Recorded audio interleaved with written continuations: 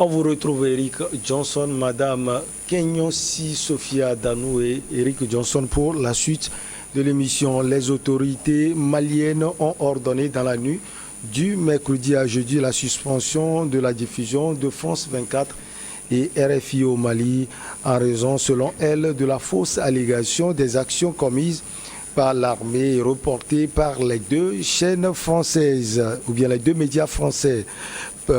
France Média Monde déplore cette procédure et proteste vivement contre ces accusations infondées. Madame, vous avez appris la nouvelle. Comment vous voyez cette décision des autorités maliennes? Moi, c'est de bonne guerre. C'est une bonne guerre parce que les médias et RFI et France 24 ont donné un rapport proactif de la situation qui règne au Mali. Bon, et je me dis, c'est le RFI et France 24, c'est pour une cause. Ils n'ont pas une raison quand même fondée de publier ces allégations-là. Il faut vérifier. Quand il y avait eu des massacres en Libye, quand il y avait eu au début au Mali et ces exactions commises par exemple en République centrafricaine et d'autres, mais pourquoi RFI n'a pas réagi face à ces exactions-là? On a vu tout ce qui a été publié sur les forces françaises en Centrafrique concernant plein d'exactions. On n'a pas vu RFI réagir et c'est seulement à pareil moment quand on a demandé aux forces françaises, Barkhane et autres de quitter le Mali que bon. Vous pensez que RFI et autres n'ont pas réagi en Centrafrique? Mais non, je ne vois pas trop. Je ne vois pas trop. Je ne vois pas trop ça. Des actions. Oui, il y avait eu plein de suspensions de chaînes en Afrique. On avait suspendu pas mal. On a retiré même des accréditations de certains journaux. Mais le RFI n'a pas réagi. Les médias n'ont pas réagi. Même jusqu'à voir le président Macron demander aux chefs d'État africains, à la CEDEAO et à l'Union européenne de voir la situation. Moi, je me dis que excusez-moi le terme, c'est enfantin, c'est rigolo. Hein, ce n'est pas, alors, comme les autorités, vous aussi, vous pensez que RFI et France 24 n'ont pas fait un travail de fond? Ils n'ont pas fait un travail de fond. C'est trop hâtif, quoi. Bon, en tout cas, il faut un peu de temps. Est-ce que c'est vrai ce qui s'est passé, ce qu'ils disent? Est-ce que les infos sont vérifiées selon vous? Moi, je ne pense pas trop. Il y a eu des tueries. Il y a eu des tueries, par exemple, le contentieux la fois passée entre le Mali et le Maroc. Bon, il y a eu des exactions. La Mauritanie, oui, la Mauritanie, pas le Maroc. Donc, il y a eu des exactions. Mais bon, les conclusions étaient trop hâtives. Les enquêtes, bon, n'ont pas été quand même aussi exhaustives. Vous voulez que ces conclusions ou bien ces enquêtes suivent quelle procédure? Avant publication normale et qu'on doit soumettre vérifier. Cela aux autorités? Aux autorités maliennes? Oui. Pas forcément, mais il faut que les témoins qui ont affirmé qu'il y a eu de ces massacres-là de la population civile et le Mali, les femmes ont quel intérêt à massacrer leur propre population jusqu'à dire des exactions? C'est trop poussé, c'est des analyses qui sont trop. Et puis bon, moi je me dis qu'il y a un non-dit dans tout ça là. Pour moi c'est trop hâtif et que bon, qu'on demande au chef à la CEDEAO de voir cette situation. C'est encore une fois la raison. On donne raison de croire qu'effectivement la France donne des injonctions à nos chefs d'État d'agir pour son compte et il les considère comme, excusez-moi, les valets locaux. Donc du coup, ça nous prouve encore une fois que la France n'est pas, excusez-moi, n'est pas crédible dans sa démarche d'apprécier les faits sur le terrain. Parce que c'est seulement pour le Mali qu'on en parle à haute voix, qu'on dise que oui, c'est comme ça, il y a eu des exactions, des forces autochtones sur leurs propres civils. Moi, vous ne croyez pas cela? Pardon? Vous ne croyez pas? Non, je ne reconnais pas. Il faut que les enquêtes sortent de façon objective pour que moi je puisse quand même leur donner raison qu'effectivement, les Seychelles-là ont raison quand même de publier ces genres d'allégations sur le... Au même moment, madame, les gens disent que tout ce qui va à l'encontre des autorités actuelles du Mali est faux. Non, pas forcément, parce que nous sommes dans un cadre où on parle des exactions, des massacres. Massacre, on sait ce que ça veut dire. Le mot est trop poussé sur vous. C'est trop fort. Et bon, et jusqu'à Human et Right Watch. Ouais. Mais pourquoi ne pas pour les pays, par exemple la Centrafrique, ça n'a pas été aussi hâtif et comme ça se fait aujourd'hui pour le Mali. Bon, moi je me dis qu'il faut revoir cette façon d'apprécier les choses. Ben, est-ce qu'il n'y a pas eu de censure concernant les chaînes, les journaux ici au Togo? Est-ce qu'on a vu Human Rights Watch réagir face à ça? Ouais. Non, on n'a pas vu. Donc du coup, ce n'est pas... pour moi, les autorités maliennes, c'est une bonne guerre pour eux de censurer et de leur dire, même la fois passée, et sur le plateau ici, j'ai suivi le débat croisé de mardi passé, le pasteur Edouard en a parlé, il a dit de suspendre, et voilà le... Il a écouté. Bon, pardon? Il a écouté. Moi, je ne veux pas dire non. Comment que... Bon, est-ce que les autorités maliennes n'ont pas quand même le bon sens d'analyser les choses, de voir et de mener leurs propres enquêtes pour dire, voilà ce que vous êtes en train de dire là, c'est des allégations. C'est des allégations qu'il faut vérifier. Si les forces, si les autorités maliennes n'ont pas vérifié, n'ont pas quand même une appréciation de la situation, je ne crois pas qu'ils puissent arriver jusqu'à censurer et jusqu'à leur demander de quitter le territoire malien. Donc du coup, il faut revoir. C'est pas parce que c'est la France et autres qu'on s'insurge ou bien qu'on l'attaque. Non, c'est parce que la façon dont c'est fait, ça ne respecte pas certaines normes. Les procédures sont par endroits bâclés. Parce que, bon, moi, c'est comme ça, parce que la France cherche toujours à être au Mali, mais on vous demande, moi je ne refuse pas, la France peut être au Mali à condition que les traités, les accords soient revus et qu'il y ait de partenariats gagnant-gagnant, que de donner toujours des injonctions, de s'ingérer dans des affaires qui, on les prend et on les considère comme étant toujours des maîtres et eux-mêmes ils se considèrent comme ça, ils nous prennent comme des enfants à qui il faut donner toujours des ordres, faites ceci, faites cela. Et c'est la preuve encore, ce que Macron nous a... C'est la preuve, leurs médias aussi veulent donner des ordres selon vous. Même tout ce qui se dit, et sur RFI, parfois on le dit avant de dire ceci, mais bon, je l'écoute très bien pour pouvoir comparer, parce que nous sommes doués de bon sens. Si à chaque fois on nous dit des choses comme ça pour nous prendre africains, on nous dit des noirs ne sont pas des noirs, parce que le noir, c'est comme le charbon. Du coup, moi, je ne suis pas contre toujours ce terme-là, noir, parce que, est-ce que vous avez la peau noire là? Non, ce n'est pas la peau noire. Le noir, c'est le noir. Le charbon est le noir. Donc, je ne peux pas dire maintenant que vous avez la peau noire. J'ai la peau noire. C'est une autre peau qu'il faut... Qui a donné ce nom noir-là? C'est les Français? Bon, je ne veux pas rentrer dans ce débat-là, mais que nous sommes des ou bien des personnes, des sous-hommes à qui il faut toujours donner des ordres, il faut dire comme des gamins, comme des... Maintenant, ils viennent de nous prouver que non, que c'est eux plutôt qui raisonnent comme des gamins. On a suspendu des chaînes. Les chaînes ont été suspendues avant. Ils n'ont pas réagi. Cette fois-ci, ils réagissent. Pourquoi? Parce que c'est rigolo. Alors, peut-être que, bon, c'est bon pour vous, mais je ne suis pas sûr, hein, pour Eric Johnson, c'est un journaliste. Eric Johnson... Non, mais j'ai écouté religieusement, madame. Très attentivement, madame. Mais je voudrais juste dire... Un peu de l'émotion aussi. Oui. Je voudrais... Vous avez essayé de disséquer cette affaire-là avec beaucoup trop de passion aussi. Tout ce que je voudrais vous dire, c'est simple. Aujourd'hui, on ne touche pas à un journaliste. Tout simplement parce que le travail que nous faisons est très difficile. Des journalistes peuvent commettre des erreurs. On est d'accord. Parce que ce sont des humains.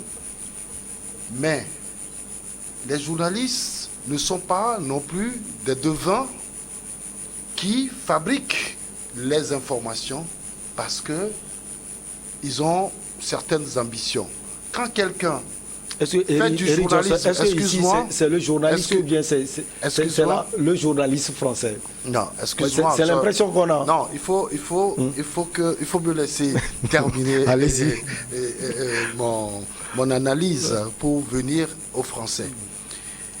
Lorsque un journaliste se permet des choses comme ça, c'est qu'il a peut-être des ambitions politiques.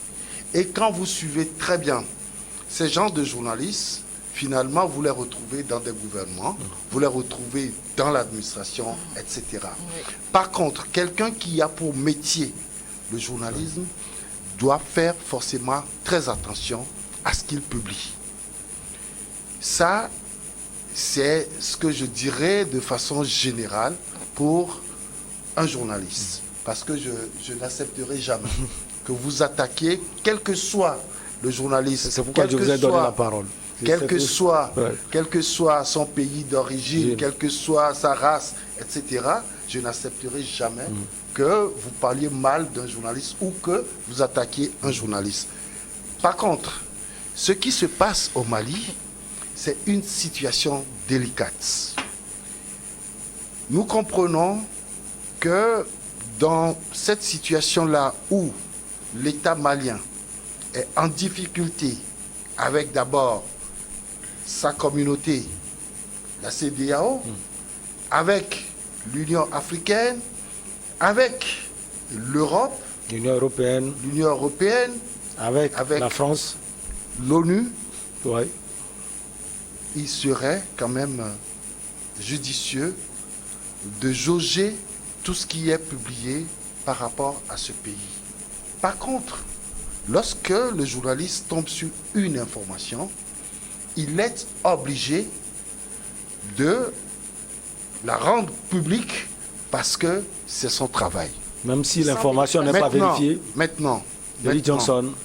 Je ne pense pas que le reportage qui a été fait est fait de façon à ce que l'on puisse dire qu'il n'y a pas eu de vérification. Lorsqu'on fait intervenir des témoins, là déjà, tout ce qui se dit en réalité, c'est le témoin qui est responsable de ce qu'il avance. Même s'il est manipulé, peut-être. Oui. S'il est manipulé, il va répondre devant les tribunaux. Tôt ou tard. Maintenant, la façon dont ça a été fait par l'État malien, je considère que c'est l'État malien qui a donné les agréments à ces journalistes qui travaillent sur le territoire malien. Et donc, l'État malien devrait de respecter les voies de recours qui existent dans ce pays dans le cadre de l'exercice de journalisme. Je m'explique. Chez nous, au Togo, quand il y a des allégations sur votre personne, la première chose à faire, d'abord, c'est le droit de réponse. S'il y a récidive, vous allez voir la RAC. Et au cas où ça continuait, c'est directement devant les tribunaux. Alors, cela veut dire que c'est fait d'une manière brusque. Ouais. Et surtout que... Non, ouais, madame, nous sommes en train une règle générale. Nous sommes en train de dire ce qui est légal. Ouais. Oui, je vous comprends très bien. Je donne l'exemple du Togo pour dire, voilà, de quelle manière la profession s'exerce chez nous. Maintenant, au Mali, il doit y avoir forcément des voies de recours. Et donc, l'État malien se devrait de passer par ces voies de recours-là avant de décider de l'expulsion. C'est vrai. Donc l'État lui-même ne respecte pas les voies de recours. C'est vrai que l'État est souverain. C'est la conclusion qu'on peut tirer. Oui, l'État est souverain. C'est vrai. Cependant, lorsque le journaliste publie ces informations et que vous estimez que ce sont des allégations, qu'est-ce que vous faites? Les voies de recours jusqu'à la justice et le journaliste doit répondre de ces allégations, tout simplement. Et donc, je me dis que c'est au vu de la situation actuelle que cette décision-là a été prise. Et une décision peut-être politique, hein, compte tenu des tensions politiques. Ah, mais c'est clair. Maintenant, ça va porter préjudice à l'État malien. Vous savez, dans beaucoup de pays aujourd'hui, l'on fait des efforts pour qu'on ne retrouve pas des journalistes en prison, pour que les journalistes ne soient plus tués, pour que même si c'est fréquent au Mexique. Voilà. Il y a des pays qui font des exceptions. Il faut des exceptions pour confirmer les règles de toutes les façons. Néanmoins, je pense qu'il y a eu beaucoup trop, elle a dit, de précipitation, dans les décisions qui ont été prises par l'État malien. C'est un avis, Mais je dis toujours... Pas de précipitation dans la publication de... Vous savez, dans la publication de l'information, une fois que le journaliste met l'information sur la place publique et il fait intervenir des témoins, puisque c'est la télé, il fait intervenir des témoins, ça veut dire qu'il a déjà fait un travail en amont avant de rendre publique cette information. Et donc je dis aujourd'hui, il faudrait que ces journalistes-là, très franchement, soient rétablis, qu'ils continuent leur travail et que l'État malien passe par des voies de recours qui sont établies dans ce pays-là pour pouvoir les expulser. Parce que expulser un journaliste est très simple. Il suffit de démontrer à suffisance que ce journaliste-là est tombé sous le coup de la loi. On lui retire son accréditation. Alors, Horus Donkovi, on va être clair. Peut-être au lieu de démontrer que ces journalistes ont menti pour les autorités maliennes, elles ont préféré plutôt les expulser. Oui, c'est-à-dire, je vois le débat est très intéressant. Très. Maintenant, je pense qu'il y a deux choses spécifiques qu'il faut voir. L'État malien a-t-il le droit à un moment de dire je ne veux pas ce type de médias chez moi? Oui. Ouais. Et puis secondo, il y a le rapport des États africains avec leur presse. C'est deux choses. Il faut bien compartimenter. Je m'explique. La presse est un outil politique, géostratégique, est un outil de pouvoir. Aux États-Unis, on l'appelle le quatrième pouvoir. La presse a quelque chose de très important. TV5, RFI, France 24 sont des médias qui sont sous un régime spécifique. Ça, c'est la première des choses. La deuxième des choses, c'est que, comme elles sont sous ce régime spécifique, il faut faire attention. Il y a le fait, c'est-à-dire, voici, il s'est passé quelque chose, et l'analyse du fait, qui est carrément autre chose. C'est-à-dire, le fait, voici ce qui s'est passé, et maintenant, voici l'explication que j'en donne. Avec, pour cible, un certain type de masse. Parce que, si vous allez en France, ils vous diront que les médias les plus suivis ne sont pas RFI, TV5 et France 24. Bien sûr. C'est nous, c'est nous le public cible de RFI, TV5 et France 24. Donc, par conséquent, je vais donner un exemple simple. Parce qu'il s'agit de syntaxe. Par exemple, vous allez remarquer le conflit qu'il y a dans l'emploi des mots, par exemple, dans le cadre de la Russie. On ne veut pas employer le terme génocide ou guerre, et ainsi de suite. Parce que justement, il y a une très grosse importance au niveau de la syntaxe. Et puis, il y a la deuxième importance qui est celle du prisme. Je vais donner un exemple. Notre paradigme à nous permet d'accepter que quelqu'un dise nous mangeons le chat. Chez nous, dans nos sociétés, on mange le chat. Mais par contre, dans nos sociétés, on ne comprendra pas pourquoi des gens sont obligés de rendre des volailles malades pour se repaître de leur foie. On dit le foie gras. Tu ne vas pas expliquer à un Africain pourquoi on doit rendre un poulet ou un canard ou une oie malade pour manger son foie, et on te dit que c'est bien. Et maintenant, tu lui expliques que non, manger le chat n'est pas bien. Je ne sais pas si tu vois.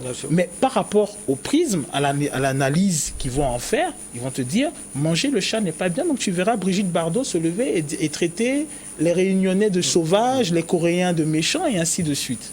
Je ne sais pas si tu vois un peu. Donc, ce n'est pas anodin d'avoir sur son territoire un certain type de médias qui vont effectivement relever les faits, mais qui vont le traduire, qui vont l'interpréter et qui vont diffuser cette interprétation à travers un prisme orienté qui est celui de leur diplomatie.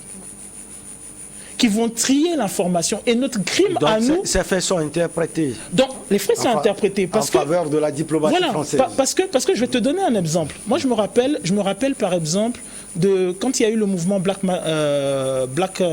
Matter du côté des États-Unis, les Américains, dans leurs médias, disent la communauté afro-américaine.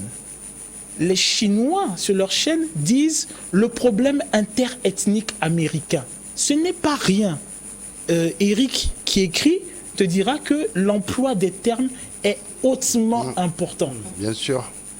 C'est la raison pour laquelle vous allez avoir au sommet de Montpellier des gens qui vont dire non, il faut changer le terme aide, il faut changer le terme développement, parce qu'il y a une symbolique forte et il y a quelque chose de subliminal dans le rapport que ça a aux populations. C'est tout à fait normal quand vous avez des États européens, je vais donner un exemple, actuellement, on est en Afrique, vous avez la Voix de l'Amérique qui diffuse sur nos médias. Vous avez RFI, TV5 qui diffuse sur nos médias. Vous avez Sputnik qui diffuse sur nos médias. Vous avez l'organe chinois qui dit... Tout le monde, BBC, tout le monde veut diffuser sur nos médias parce que nous sommes le public cible et il s'agit d'analyser des faits et maintenant de traduire les faits selon des paradigmes qui ne sont pas les nôtres. Je précise cela, pourquoi? Parce qu'il faut que je tombe sur le deuxième problème. Ouais, parce que le problème n'est pas que le gouvernement malien dise à ces médias-là de ne plus retransmettre chez eux. Le défi n'est pas là. Le défi est pour l'État malien et nos États africains d'arrêter de fourvoyer toute une communauté, tout un secteur d'activité qui est celui du journalisme. Parce que lorsque vous dites aux autres de ne pas venir, parce que vous dites aux autres de ne pas venir, d'accord, mais le problème c'est que les autres ont acquis leur légitimité à cause du crime que vous-même vous avez commis de ne pas fournir en technique, en finance, en structuration, le secteur d'activité que vous aviez chez vous. C'est la raison pour laquelle, si vous prenez un Togolais, un Béninois, un Ivoirien, la première source d'information, il va allumer RFI, il va voir France 24, il va voir TV5. Parce que justement, vous avez réprimé vos propres journalistes. Vous ne leur avez ni apporté la formation, ni vous ne leur avez pas apporté la capacité d'être payés correctement, convenablement. Vous ne leur avez pas permis l'investigation, vous ne leur avez pas permis l'analyse qu'il faut sur les plateaux, l'analyse politique, et à chaque fois, vous leur avez demandé d'être manichéens. C'est ça. Lorsque vous avez... pour eux, les vraies informations, c'est sur ces chaînes. Non, mais ça va plus loin. Lorsqu'on a un responsable politique, même au Togo, lorsqu'on a des experts-chercheurs, même au Togo, quels sont les premiers médias vers lesquels ils se tournent? Ils ne se tournent pas vers les médias locaux. Il se tourne d'abord, il veut qu'on le voie sur TV5, il veut qu'on le voie sur France 24. Nos politiques, nos figures économiques, nos figures de leadership trouvent plus légitime d'apparaître sur le média de l'autre que sur nos médias. Lorsqu'il y a un problème qui se pose au Togo, ou bien un problème qui se pose au Mali, d'accord? Un problème qui se pose au Bénin, mais où se trouve la capacité pour nos médias d'aller sur le terrain, de relever les faits et de les diffuser aux autres. Je vais m'arrêter sur cet exemple. Oui, actuellement, il y a un conflit en Ukraine, en Russie. Tout le monde s'entend sur un certain type de répercussions qu'il peut avoir en Afrique. Où se situe, pour la capacité de nos médias, d'inviter un diplomate russe, un diplomate ukrainien, un diplomate européen, un expert et tout ça. On ne les voit pas sur le terrain. On peut critiquer. Mais on ne les voit pas sur le terrain parce que nous, on n'est pas sur le terrain. On n'est pas sur le terrain parce que justement, la profession de journaliste, la profession de la presse est la profession la plus ingrate. C'est la profession où les acteurs sont les plus dévoyés. C'est la profession où les acteurs sont les plus instrumentalisés. Donc, le problème, quand on a un État qui dit « je ne veux pas RFI, je ne veux pas TV5, je ne veux pas France 24 », il n'y a pas de problème. Mais est-ce qu'au niveau de la structuration, au niveau de ce secteur d'activité dans votre État, est-ce que vous leur permettez à un moment de faire un travail professionnel et essentiel? Pourquoi je précise? Je vais terminer sur cela. Parce que le problème avec les journalismes, c'est qu'il ne suffit pas simplement d'aller relever des faits, de mettre dans un journal, de passer à la télé. C'est pas ça. Le journaliste, c'est celui aussi qui archive. C'est celui aussi qui va, susciter l'émulation critique. C'est celui qui va permettre la communion d'un certain nombre d'acteurs, de spécialistes, afin de débattre d'un sujet. Et ce n'est pas rien. Il n'y a pas ça. Eric Johnson, 2 minutes, madame aussi prendra. Et j'ajouterai que le journaliste, c'est un chercheur. lorsque vous prenez des faits, comme il le disait, il a touché du doigt mon métier. Quand vous prenez les faits, vous avez les angles de traitement de ces faits. Oui. Et cela concorde bien avec le public cible. Ce qui se passe aujourd'hui au Mali, quand RFI, le journaliste de RFI prend cette information, vous avez des correspondants qui résident au Mali et pourtant on a envoyé encore des gens pour les seconder ou les aider à faire le travail. Au Mali, par exemple, on a Serge Daniel. Il y a Serge Daniel, mais il y a encore d'autres qui viennent. Et tu entends envoyé spécial au Mali, alors qu'il y a déjà un correspondant. Tout simplement parce que Serge Daniel, il va donner les faits. Serge Daniel ne va pas faire directement sur RFI des analyses comme l'envoyé spécial de RFI. Parce que lui, il est mandaté pour venir faire un travail. Et ce travail-là est justement destiné à un public bien donné. Alors, je dis, tout ce qui se passe au Mali aujourd'hui, en réalité, les autorités maliennes sont en train de tomber dans un piège. Parce que, est-ce que c'est forcément les forces armées maliennes qui commettent des exactions? Non. Mais tous les jours, on voit des djihadistes qui viennent et qui tuent des gens. Non, mais c'est ce que RFI a vendu. C'est-à-dire le reportage que l'État malien reproche, c'est justement le fait d'avoir émis une nouvelle où on fait passer l'État malien pour l'agresseur. C'est là où l'État réagit. Oui, on a même une réaction de... C'est ce que je suis en train d'expliquer. C'est ce que je suis en train d'expliquer. Je dis, ce n'est pas forcément les forces armées maliennes qui commettent seules les exactions. Il y a aussi des groupes organisés. Attends, il ne faut pas forcément parler des djihadistes. Parce que je crois, j'ai toujours dit ici qu'il y a au-delà de ces groupes djihadistes-là, des citoyens maliens qui sont justement frustrés, puisqu'il le disait tout à l'heure, qui sont frustrés et qui commencent par s'organiser eux aussi. Parce que politiquement, ils n'arrivent pas à émerger pour quand même faire écouter leur voix. Et donc, ils profitent de la situation de crise actuelle pour aussi mener des actions. Ces gens-là aussi commettent des exactions. Mais on a commencé avec les FAMA. L'État malien dit non. Nous ne sommes pas d'accord parce que vous avez dit que nos forces armées ont commis des exactions. Vous allez suivre prochainement qu'il y aura un reportage avec peut-être l'envoyé spécial d'un autre organe de presse. Peut-être BBC. Peut-être BBC, avec ces groupes-là, et on vous dira que également ces groupes ont commis. Mais c'est... Le débat est intéressant. Je sais que madame aussi veut parler. On va juste marquer la pause pour le journal. Et on revient. Je pense que nous n'avons pas beaucoup de temps pour parler de quelle façon on donne ces informations-là et pour quel rendement. Parce qu'il s'agit forcément de ça. On aura encore quelques minutes. Après le journal, on marque la pause. Donc on revient après avec nos chers invités Aurice Donkovi, Eric Johnson et madame Sophia Kenyossi Adano.